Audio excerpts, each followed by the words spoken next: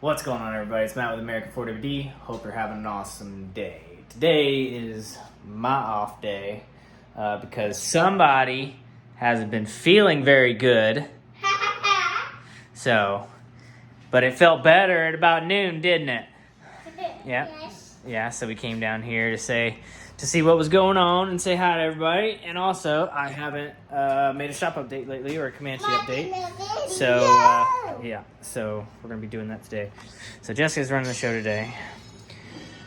Are you running the show too? Yep. Yep. Are you answering customers' phone calls? Yep. Okay, cool. So, let's go ahead and knock out the Comanche update, and then we'll just go for the rest of it. So, since a lot of people, stay in here, a lot of people are wondering about the Comanche and seeing what's going on. Well, so the Comanche, we stripped it down completely, the body panels, we got the windshields out, the back window out, everything out. And we started sanding, and let me tell you guys, this is the worst hell that you could humanly put yourself through. Yeah, the Bondo work, the dent repair, which has been coming along nicely, though. You know, of course, if you remember, I mean, these dents, I mean, it was, ugh. So we got a lot of that stuff out. And remember right here, this was a huge dent. This whole situation was completely dented in, so we popped that back out and just used a tiny, like that thin of Bondo, and just to make the nice curve again. But got that all cleaned up. That's looking much better. We got most of the dents back here handled. So we're just rocking and rolling. Inside the doors, outside the doors, everything's just getting scuffed and prepped. I still have to finish the inside of this door and the inside of that door, but all the outside has been scuffed, prepped, bondoed, everything else. I think we still have to bondo, as far as exterior goes, we still have to bondo the hood. There's like 2 places on the hood.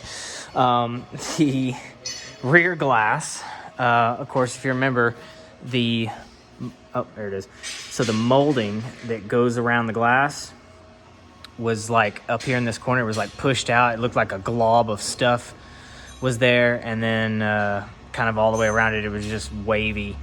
Same thing with the front. Pretty much what happened is, of course, the seals were never made good from the factory.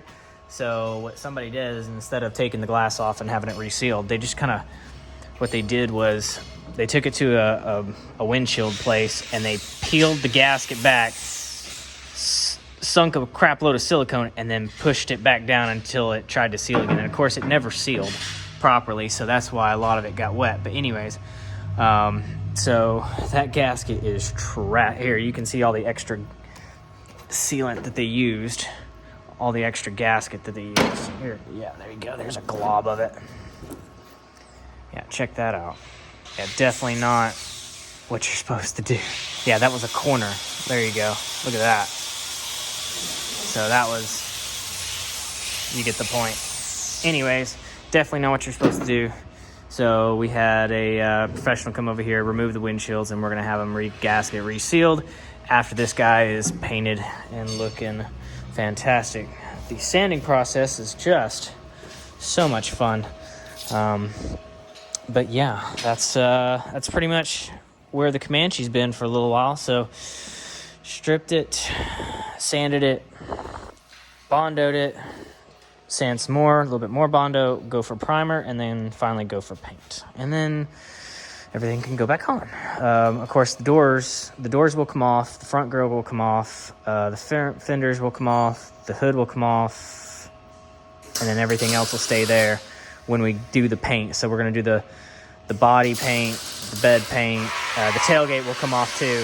So we'll have the doors, the tailgate, the hood, and everything outside. And once I'm done here, I'll go out there, spray that, and that way it's all nice and pretty. That way we don't have like black and you know, red showing. Everything's nice and pretty and professional as it can be. Nothing's really changed a whole lot. We did get aftermarket master cylinder. So I don't know if you can see that.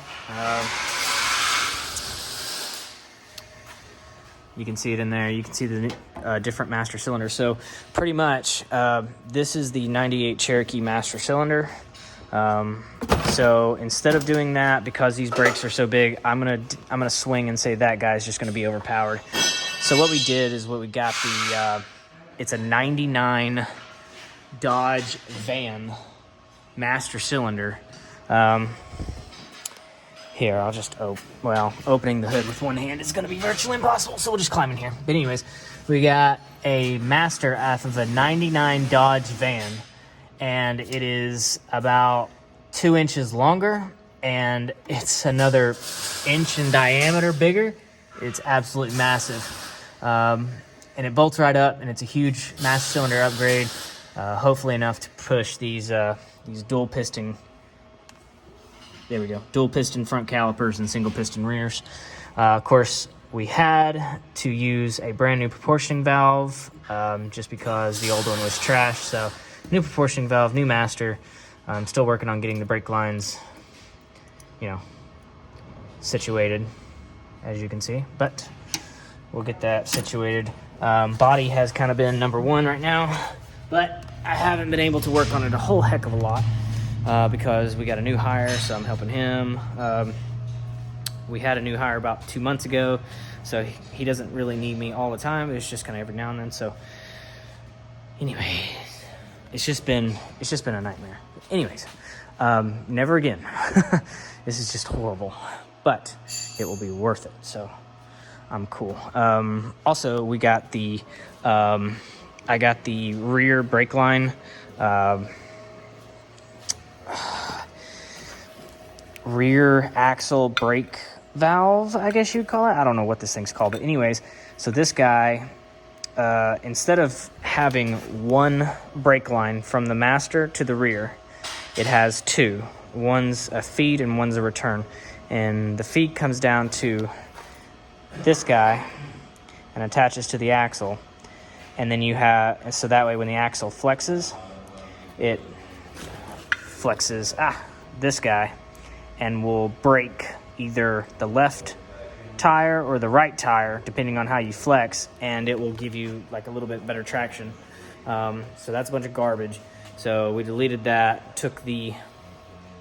we kept the feed line, but we removed the return line, so it's just a single line to the back like normal. And then we have a stainless steel brake line that we have, and we're going to mount this to the axle right somewhere in that ballpark, and we're going to make our lines from there to there, and then of course from there to there. Other than that, nothing really has been going on with it. It's just kind of been chilling, and we've been going nonstop. As you can tell, look at the floor. As you can tell, we've just been going nonstop. We haven't had 20-30 minutes to stop and chill and relax and clean. So it's a mess. It's an absolute mess. But once we get done with this one, we'll be able to kind of straighten our area, because this guy is causing a lot of this. This is getting like every part known to man. So let's start over here before we go into cars. So this Bronco over here, I got to show you who's it for. So the customer came in with a 90s Bronco. It was already lifted, but it's like super old and, nasty. And so he wants to just completely redo the truck, new engine, new torque converter, torque converter. He wants us to go through the transfer case. He wants an entirely new lift kit, stage 2, long travel, longer radius arms, heim joint, steering, just the whole freaking nine. Wheels, tires, hubs, and everything. So we got most of his parts right here. Pretty much everything except for my transmission is his. and those tires, those are not his. But Nittos, Mickey Thompson's, aluminum radiator fans, RCV front axle shafts, tie rod ends, bushings, body mounts, diff covers, rear truss, chromoly axle shafts, you name it, that freaking thing is getting it. So we're just now getting started on it. we got Rob's Wagoneer in here. It was, when Rob got it, it didn't run super well. So he brought it over to a friend to do a little bit of suspension work and engine work. And the guy just didn't have time to do it anymore. So Rob brought it to us. So we're pretty much just, finishing other details. But pretty much, for the most part, the front was a spring over, new shackles, new bushings, new steering stabilizer. I know it doesn't look new because our gritty fingers. New sway bar links because they were made in there not correctly, so we're going to fix all that. But the holes were wallered out and trashed, so we have to re-drill them. Locking hubs, wheel spacers. We're doing better drive shafts. We redid the rear axle and how it was mounted, so new shock mounts from a JK. We had to redo the brake lines, and it has an EFI system on it, a Holley Universal EFI. Oh, we also did the bump stops all the way around. So the guy who we took it previously started the process. It doesn't run super, so we're gonna fix that. One of the things we got to fix that was an intake manifold. Of course, you can't buy a single plane for these guys, so which the EFI kind of wants. So we had to buy a dual plane and just cut the center out of it. So we cut the center out of it, and of course it's higher, so it's gonna be better for atomization and all that fun jazz. So the EFI should like that a lot better. Also the wideband for the EFI system was just a little too low, so we mounted it a lot further up, so that way it will learn a lot better. So anyways, so we're almost done with suspension stuff. Once suspension stuff's done, we can set it back down and do the engine stuff. We're not redoing everything, we're just kind of cleaning up a few things and just something that we saw that just, hey, this is probably not gonna work. We're just gonna make that a little bit better. So anyways, let's see what else we got going on here. I did cats on a JK yesterday. Good God. Yeah, we've been going ham. 900 miles an hour to nothing. I got Mr. Parsons out here. We just did a throwout bearing. So we're gonna be finishing that up here in just a minute, and then it's got some check engine lights we're gonna figure out. Did a JK. We did a Toyota front axle shafts on an 80 series Land Cruiser yesterday, an F-150, F-250 with all new shocks. We've just been going 900 miles an hour. So don't judge them. I know it's always messy when I do an update, but just don't judge it. It's it's just nuts. Oh yeah, also gear change. He wants us to change the gears in it, all that fun jazz. For the most part, it's pretty good shape, so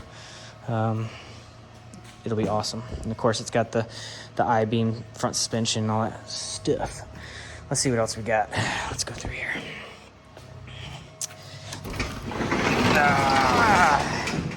So there's the Toyota. There's Rebecca's Toyota that we did the axle shafts yesterday. So our new guy put new axle shafts in it and rebuilt the knuckles and everything. So knocked it out of the park.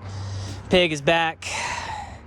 We had some leakies, so we just had to keep sending it back to the builders, let them do their thing. So we got it back. We still got a little bit left to do. We had to put a bigger gas tank in it with an in-tank fuel pump because the inline was just not doing it. So just a few things more to clean up and just make it look good and blah blah blah. So here, I'll pop it. There we go. So there we go. Looking pretty good for a van. So anywho, we finished Mr. Avery. So the last update I did, this thing was completely stock, so obviously now it's not. We just got done with it. 3-inch lift, tires. We did lifters, rods, rocker arms, intake manifold, carburetor gasket, valve cover gasket, a whole bunch of mess to this guy. So she is kind of purring like a kitten. I think we still got some more issues, but she's doing a lot better than what she was by a lot. So looking good in there with Rough Country's 3-inch lift and some 33s. So she's gonna go back to the owner, and he's gonna give her a bath for the first time in God knows how long. Oh yeah, the gas that was in this thing was like 10 years old. It was the greenest, most foul-smelling thing I've ever dealt with. It was like Jello. It was gross. I have no idea. I think we're doing a diag on this guy. We got a Geo Tracker in the house. Why? I don't know, but cool. So this thing he bought for $1,500, and it runs like a top. So, and it's 4-wheel drive. So he said, you know, put a little 2-inch on it and some 30. I think we're doing like 29s, 29-inch all-terrains, and you know, a bunch of brake maintenance and stuff like that. So that'll work out. So we'll get that knocked out. But anywho, guys, I appreciate it. Thanks for staying with us. Thanks for supporting us. Our next ride is going to be Beasley Knob. Beasley Knob is not stock friendly. Do not bring your stock vehicle. Now, Rabbit will be taking a easy group. I'll be taking the hard group with Karen. Hard group, 35s and a winch minimum. And honestly, you really need lockers. I mean, it's not an easy trail. Body damage is possible. Easy group, I would consider 33s and a 2-inch lift. That I would consider that minimum. But I think it should be fine. You shouldn't have any body damage or issues or anything as long as everybody's like that. So don't forget, come out to that. We're going to have a great time. We're going to have 2 groups. Somebody's watching YouTube. But guys, I appreciate it so much. Thank you to all our fans. Thank you to everybody who supports us. Special shout out to Brantley in Georgia. Thank you so much. There was a Halloween costume contest in his hometown, and he dressed up as me. So I guess I'm flattered. I don't know.